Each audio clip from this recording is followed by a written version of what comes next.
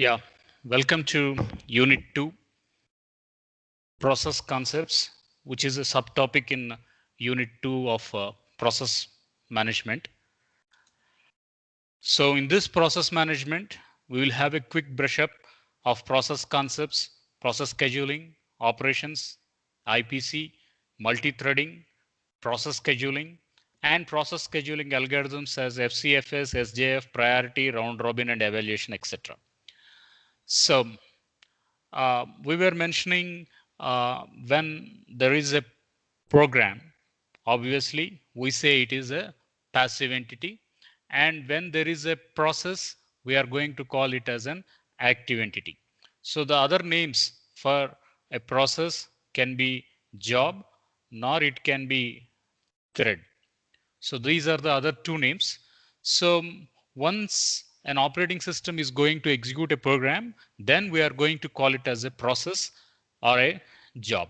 So one most important thing what we should understand here was once a process has been evaluated, once a process has been evaluated, then what is happening is process will have a text section, a program counter, a stack, a data section, and a heap. So these are the 5 components which will be available to a process.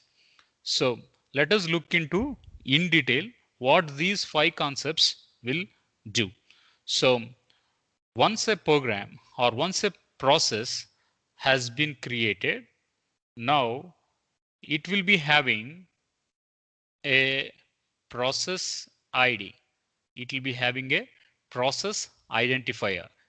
And once a process has been done, immediately memory is allocated, and to this memory there will be the 4 concepts: 1 stack, 2 heap, 3 data, and 4th text. So these are the 4 chunks of memory which is allocated to a process. So now I'm writing a simple C program. Int I is equals to 10, int j is equals to 20, and then I'm going to say int k, then I'm going to say uh, printf, and I'm going to say display this 10. Now I is a variable here, j is a variable, k is a variable here. So now you can assume that 10, 20, and k is equals to I plus j. So 10, 20, and 30. These elements we are going to call it as data. Int I semicolon j, we are going to say int k, k equal to I plus j, printf. These entire thing you are going to write a C program. So now we are going to call this one as code. So 10, 20, and 30, they will go and sit into data. We are going to call it as data section. The instructions in line 1, line 2, line 3, line 4, line 5, line 6. These 6 instructions, they will go and sit in this 4th section called as text. Now you can be calling it as code section. You can call it as code section. Now you can call it as text section. Now I is equals to 0 or I equals to 10, j equals to 20. What is happening? The thing is, I will be getting a memory. Assume it is 302, D302. Assume this is called as a memory location. And in this memory location, we are going to store 10. Similarly, D303. Now you are going to get 20 here. Now what is happening? So 10 and 20 are 2 variables. D202, D203 are memory addresses. So this is data here. Now the pointers what we are going to use, the memory addresses what we are going to use, the pointers and index locations. So the pointers and index locations, what we are going to use to the program, they are going to be stored in this heap. And finally, a central processing unit, if it has to execute a program, it has to go only via the stack. So CPU, it is going to execute one by one instruction. It is going to execute one by one instruction. So it has to be done in an order called as last in, first out. So that is happening with a stack section. So now to summarize, there is a process. Process is going to be called it as an active entity. Process will be allocated with memory, and every process is having an identifier. And once a process has been created, there will be 4 blocks of memory which is going to be allocated. First will be the text where the code is going to be stored. Second will be the data. Whatever variables are there, in that whatever data is there, that it will be stored in the data section. And during the program, there is some allocation of pointer variables, there is some allocation of index variables. That means if I'm using an array, definitely I should have a of 0, a of 1, a of 2. So a of 0, a of 1, a of 2 is called as index or a subscript. That itself is a pointer. So those pointers, they have to be stored in a heap section. And every process will have its own stack to get its job executed to the CPU. Therefore, we are going to have a stack section. So a process is a program under execution. Once a process has been created, it is going to have a process control block PCB, and it is going to be allocated with a register number, etc. That is called as process identifier, and it is going to have 4 segments of memory. So data segment, code segment, stack segment, extra segment. Now these buzzwords you have heard in 8086 microprocessor, only the names has been changed, but the explanation will be same. Now, after the process has been done, now there are states for a process. One, I am going to call it as new state. Second, it is called as ready state. Third, it is called as running state. Fourth is called as waiting state. Fifth is calling it as okay. So it is called as a ready state, and we have a terminated state. So we have new state, that is the first state. Next we are having ready state. Third state we are going to have running state. Fourth state we will be having the wait state, and fifth state we will be having the terminated state. So terminated state we can call it as exit state also. So let us take a real-time scenario, then we will map it to the CPU. So assume we have a hospital visit. So what we will do is we are going to call to the hospital, and we are going to take an appointment. So then you have started your journey to the hospital. So that state you are going to call it as new. Okay, now you visited to the hospital. Now you have visited to the hospital, and in the hospital there will be a gallery, there will be a waiting room. So your appointment is fixed, and you are going to be in a queue and waiting for the doctor. So as you have an appointment, you will be telling that your turn will come within 10 minutes, you will come within 15 minutes, please wait. So you are going to wait in the hall there. So that is the location. You are going to call that one as ready state. Okay, now doctor calls you to enter into his room. So now your state is converted from ready to running state. So doctor here, it is nothing but the central processing unit. So whatever process you have brought, whatever things you have to discuss with the doctor, you are discussing. So that entire structure, you are going to say that state as running state.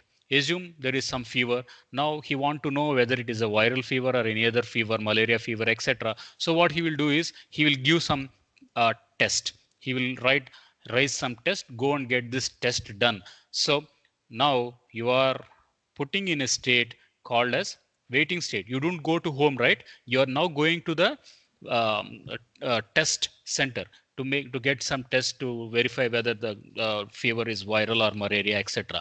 So obviously it is called as a waiting state. Okay, after you have done your tests, now again you will come to the hall, and from that hall only you have to go to the doctor. So again the cycle has been there. Okay, now doctor will view your medical reports, and then he will give his prescription, and then he will send you out. So your visit to the doctor is over. That means that is where you are going to call it as exit state. Okay, this is the real time scenario, right? So you take an appointment to a doctor. Taking an appointment to the doctor, you are going to call it as new state. You directly, as you have an appointment, you can't directly go into the doctor room and sit. There will be a compounder, and he will tell you, please wait in the hall. So the way you had an appointment and waiting for the doctor, so that state you are going to call it as ready state. Okay, now the compounder will tell doctor is available, go and check, had a checkup with him. Now what is happening, that state, now doctor is processing your request. Now it is purely an active part, so we are going to call that one as a running state. Okay, now doctor felt that there is a fever, and he want to confirm, he want to have a diagnosis report whether it is a malaria fever or a viral fever. So what he is going to do, he is going to give you some tests, and that means you are not going to home, you are just recommended to move from one room to another room. So he is going to have some test, so there you have to get some test reports. So that is the state where we are going to call it as waiting state. Okay, you got your test reports in your hand. Again, you can't directly go to the doctor, directly into the doctor room. Again, you have to go and wait at the ready state. You have to go and wait into the ready state. And once you got a call, then again you are moving to the doctor. Okay, doctor sees your reports, and then he gives a prescription, and he says, okay, you come after 1 month or 15 days. So in this way, he is going to exit your job, or your treatment is completed. So in this way, he is going to exit your job. So that is the last state. We are going to call it as exit. So the same approach is going to be done in our CPU cycles also. So processes are going to get an identifier. So that identifier, it is going to have a process control block, PCB, and it is going to be state called as new state. Once you are moved from a new state, then you are pushed into the ready state. After the ready state, to get the CPU, you are moved into the running state. Okay, so if there is some IO activity for you, then you are moved into the waiting state. After the waiting state, that is after your IO activity has been done, then you are moved into ready state. Okay, what is IO activity? So what is IO activity? Just go to the previous slide here. I am going to say int I into j, 1020. Instead of it, if I am going to write scanf I and scanf j, now what happens? I has to be taken out from your keyboard. J has to be given from your keyboard. So 1020 you have to type from your keyboard. It takes 2 seconds. So 2 seconds is 200 milliseconds, which is vast time for CPU, which is a idle time for a lot of idle time is generated for the CPU. It doesn't wait that much time. So you are pushed into a state called as waiting state. And after the waiting state is done, again you are moved into ready state. Thereby you are moved to the once your job is completed, then CPU is moving to this exit state. So these are the different process states, and at each and every state, you will be having schedulers. So there are three types of schedulers: short-term scheduler, long-term scheduler, medium-term scheduler, that we will be discussing now. So as mentioned, every process is going to have 4 memory locations. One, we are going to call it as code, alias text segment. Second, we are going to call it as data. Third, we are going to call it as stack. And fourth one, we are going to call it as heap. So heap, it is going to store the memory and index locations. Data, it is going to store data locations. Code or text, it is going to store the program what we have written in high level language or a assembly level language. And finally, your job has to be done with a CPU. That is possible only with a stack operation. So that can be done with a stack segment. So these are the 4 segments. Along with that, every process which needs to get serviced by the CPU is going to have a PCB, that is called as process control block. So process control block is having lot of information. So what is that lot of information is, one, we are going to call it as process number. So as you have a register number, the same thing, the process is going to have a unique identifier in the system. So it is going to be called it as process number. Second one, it is going to have process states. So you are aware of process states. First state is ready state. Second state is first state is new state. Second state is ready state. Third state is running state. Fourth state is waiting state. And fifth state is exit state, that is terminate state. So process states, it can be running, it can be waiting. So different types of states are going to be there. Okay. One more thing you should understand is register. One more thing you should understand, it should be a register. So register is a speed access, a direct access to the central processing unit, and it is going to be a temporary storage, and it can be 16-bit, it can be 8-bit, or it can be 32-bit registers. So as if you are using 8-bit processor, sorry, as you are using 8-bit Windows 8 and Windows 10, etc. So it is all 64-bit version. Then the register size will be of 64-bit. So how many bits at a time the CPU can process, that will be the size of a register by default. So if I am using 8086 microprocessor, it will be 16 bits. If I am going to use Core i3, Core i5, Core i7, the laptops which are before you, so those, they are all i3, i5 and i7 configuration, high-end configurations. So those, they are going to be working 64 bits in parallel.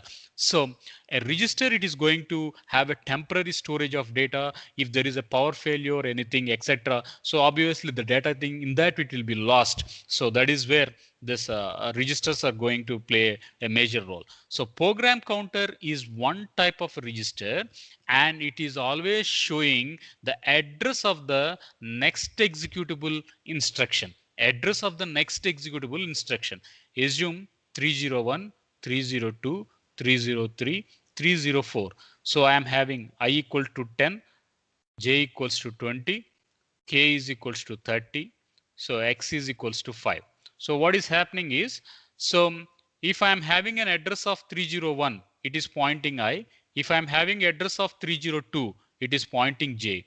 Address of 303 pointing to k with value. Now, whatever CPU, the present instruction it is executing, it is going to be called as IP, or we are going to call it as instruction pointer. This you should make a note. So we should have a IP that is called as an instruction pointer, and instruction pointer holds the current address, holds the current address. That means now CPU is executing 301. So current address is 301. That will be held by the instruction pointer. Now assume that if what is the next executable instruction for a CPU? So next executable instruction is 302. So PC, we are going to call it as program counter. So this program counter, it is going to holds the address of next instruction. Address of next instruction. That means what is the address of next instruction? That is 302. And always instruction pointer and program counter are best friends. Always instruction pointer and program counter are always best friends. So assume if instruction pointer comes to the 302, assume instruction pointer comes to 302. Now what will program counter do? Its job is to help its friend, that is address of the next executable instruction. That is, it will move from 302 to 303. Assume if instruction pointer comes to 303, now what is the duty of program counter? It has to move to the next address. So now it is staying at 303. Now it has to move to 304. So in this way, instruction pointer, it holds the current executable address, current instruction what CPU has to process, and program counter, it says what address it has to follow to the next. So this is the best distinction between program counter and instruction pointer. So those two will work together. Those two, they will work simultaneously and parallelly with together. So this is regarding the registers. And Next one, we talked about program registers, we talked about other registers, and we talked about memory limits. That is, we have the size of a memory. So size of a memory will be 64 KB. The size of a memory will be some 16 ABV. So block size will be there. So in this way, by default 8086, it is going to provide 64 KB of 64 MB of memory. So as a segment address. So it is going to have some memory segments with it. And similarly, it is going to have accounting information. So accounting information is what is the CPU speed. So CPU speed, how much is CPU speed it is going to execute the instruction, and what is the clock time or clock speed it has elapsed from the starting of a program and it is going to elapse to the ending of a program, and for every instruction how many cycles it is going to take. It is going to have some limit, so that all it is going to discuss. So it says 1.5 megahertz. It is going to give 1.5 megahertz or gigahertz speed, the instruction it is going to execute. So similarly, memory, we talked about the four contents. Then we talked about the schedulings. So that I in the next slide I'll be discussing, and followed by this IO status. Yeah, whatever files it is going to operate for the process, those files we are going to call here as an open files. So list of open files which are available to the process, so that all information is going to be given in this PCB. So this is a diagram where we have two processes, process 0 and process 1. And if process 1 is executed, process 2 is going to process 0 is going to wait, and you can see it is going to be in an idle state. When it is going to be executed, now it is going to be in for an IO. So now you can see this state here. I can say you can see this state here. So state is nothing but the process control block, PCB. So what is the state of a process control block? So process control block state, I just mentioned, it can be new state, ready state, running state, waiting state, or exit state. It can be running state, nor it can be exit state, that it is going to mention. And second thing, in our last discussion we talked about system calls. So I have process 1, I have process 2, both the process has to communicate with one another, one another. So how is it feasible? It is feasible only with the way the process control block is going to manage, or the context switching, and followed by the third word we are going to call here as system calls, or the third word we are going to call here as system calls. So whatever requests to operating system, are made, those requests, they are going to be in form of system calls, and those we are going to call it as interrupts. It can be via software interrupt, or it can be via hardware interrupt. So interrupts or system calls, they are a communication mechanism for a process, for an operating system to communicate with one another. So basically they are the set of commands. We had a productive discussion in the last week where we took up Unix commands. Fork is a unique command which creates a process. So in this way, whatever commands are there for Windows, whatever commands are there for Unix, that we had a discussion in the last week. So those are all we call it as system calls. So these system calls, they are going to be request to the operating systems. So after that we have a thread. I will take up this in the subsequent slide. Okay, I will take up this in the subsequent slide. So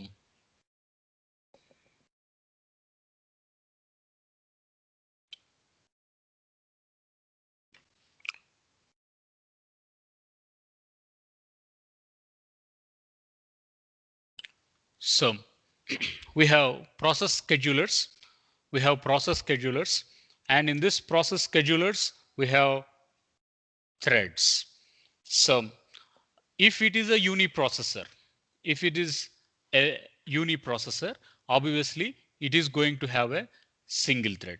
If there are multiple subtasks, If there are multiple program counters for processor, then we will have multiple threads.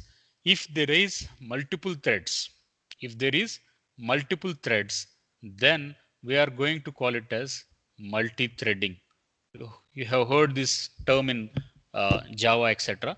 So again, coming back, so program, it is called as passive. Then we have process, it is called as active. The other names of process, it can be job, it can be thread. Okay, so these are all interchangeable terms. Again, what is process? Process components will be process control block. What is the component of a process control block? Process control block components will be process ID, that is process number, followed by registers, followed by memory segments, followed by memory segments. What are the registers? Registers can be PC, registers can be IP. PC holds the next address, IP holds the present address. What are memory segments? Memory segments will be one, code alias text. Second one will be data. Third thing will be stack. And fourth one will be heap. So these are the four segments of memory. These are the four segments of memory. So this entire information, we are going to call it as process control block. Fine. If there is only one program, if there is only one program, no child threads, no subprograms, then we are going to call it as single threading. That means we are going to have only one program counter. We are going to have only one program counter. Assume we are working on dual core processor. Assume we are working on quad core or we are working on dual core processor. What is happening? Now you are going to use a concept of multi-programming. You are going to use a concept of multitasking. You are going to use a programming of parallel processing. Now what happens? Definitely you have to support multi-threading. If I am going to support multi-threading, what happens? Definitely I should have multiple program counters for the process. If I am going to have more than one thread in my process, definitely I should have multiple program counters. So when there are multiple program counters, obviously it is going to extend the concept of multi-threading. Obviously it is going to work on quad core or dual core. Obviously it is going to support multi-programming, multi-threading or parallel process. So this is regarding the thread. Fine. As far as process scheduling is going to concern, as process scheduling is going to concern, it is going to totally work on scheduling queues. It is going to totally work on scheduling queues, and the main intensity or the main objective is to have a maximizing use of the CPU at any point of time, round the clock, 24 hours.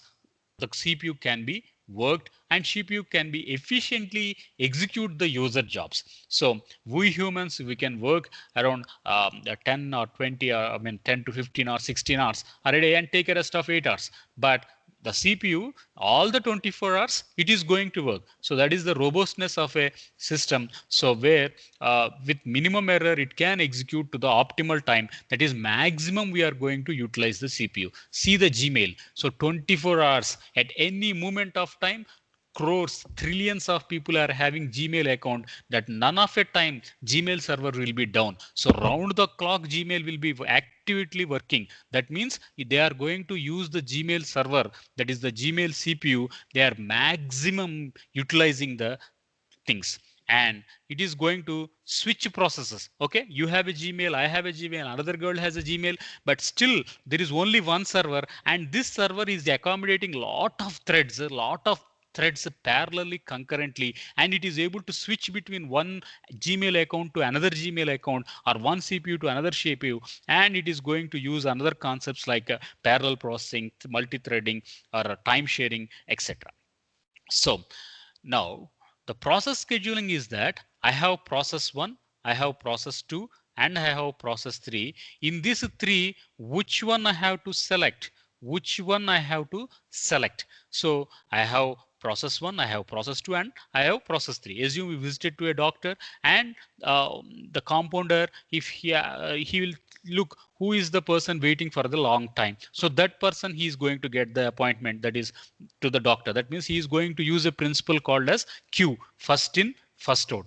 So he will not use the principle of stack, right? Last in, first out. So 10 members come, first member come at 8 a.m. and last member come at 10 a.m. So he will not allow to the doctor who the person coming at 10 a.m. right? He will allow the person who is behind, that is on time at 8 o'clock. That means he is going to use a principle of queue, first in, first out. So schedulers are using some algorithms.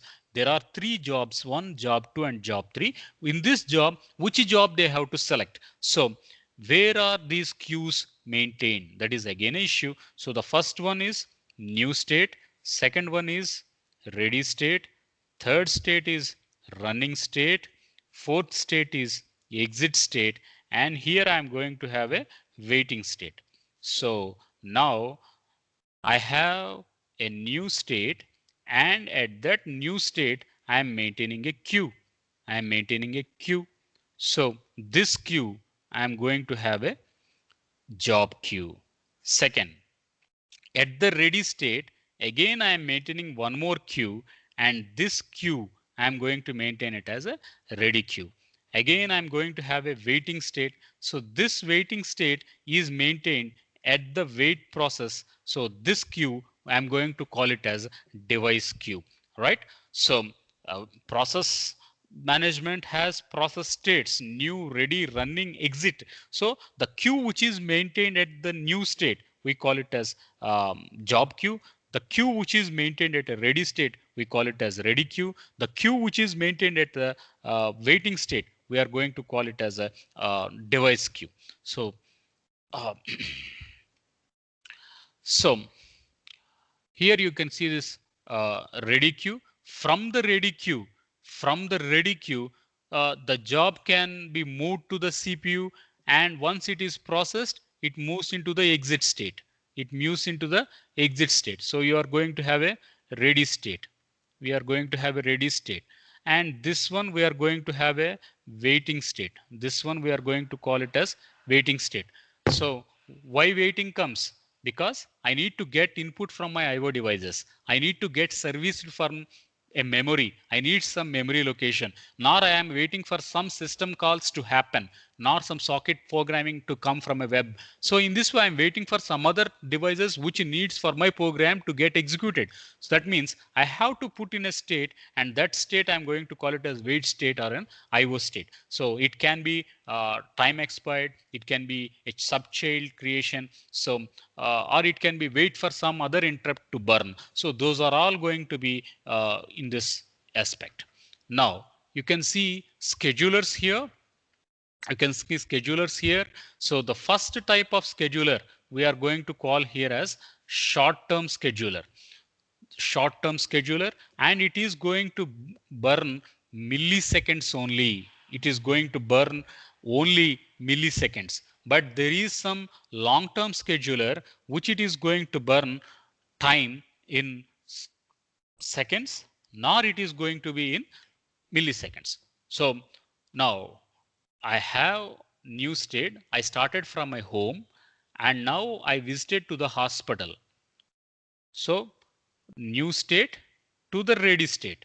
Then I'm going to call here as long-term scheduler. Okay. Now I am in ready state. I am going to get the appointment with the doctor. Now from ready state to the running state, from ready state to the running state, data is moved. Then it is the location where the short-term scheduling is going to come. Okay, now I am going to have running state, and from running state, I am going to move to the waiting state. That means I need some IO devices. I need some input output devices. Then this is the process where I am going to call here as IO bound process or CPU bound process, which is going to have a mix of it. So if the CPU is spending much time in waiting, that is to get input devices, bulk data transfer, etc., that is, it happens with IO. If the CPU is having 1,000 lines of code, 5,000 lines of code, so code has to be executed much more rather than input output operation, then we are going to call here as a CPU bound job.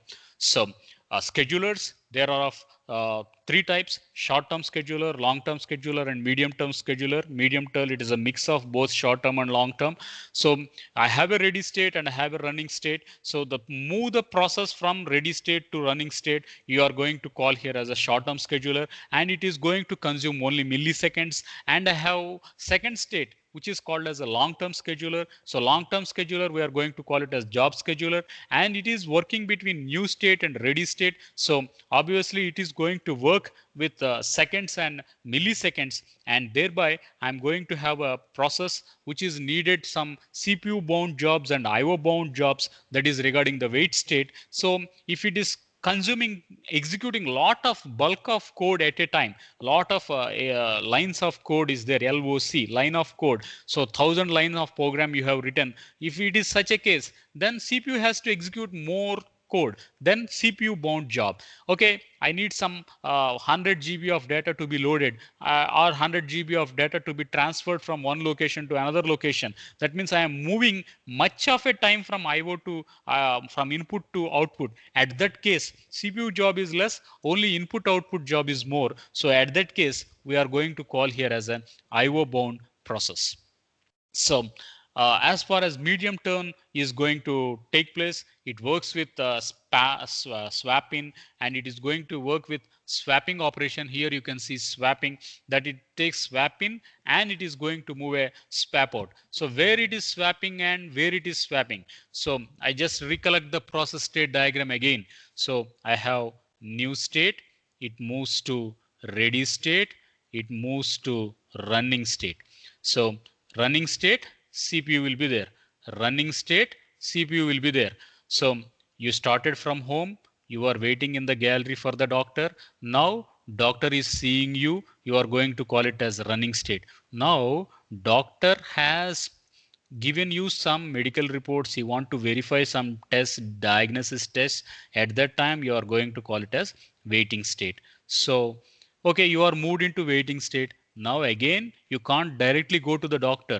You have to go wait for him, that is in ready state, and thereby you have to go into the running state. So that juncture you are going to call here as swap in and swap out. So partially executed, right?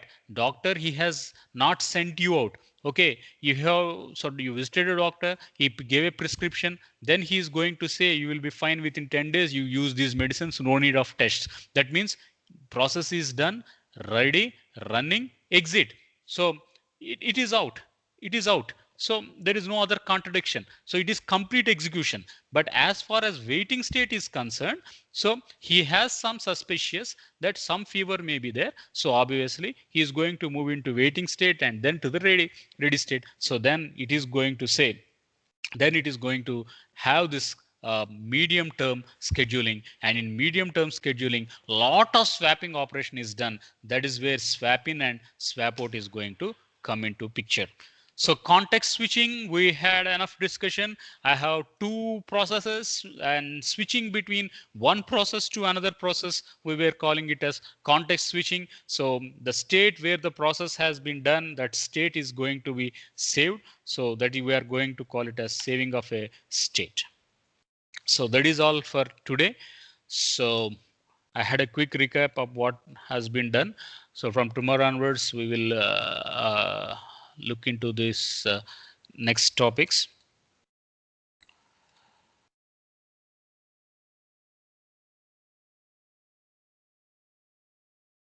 Stop recording.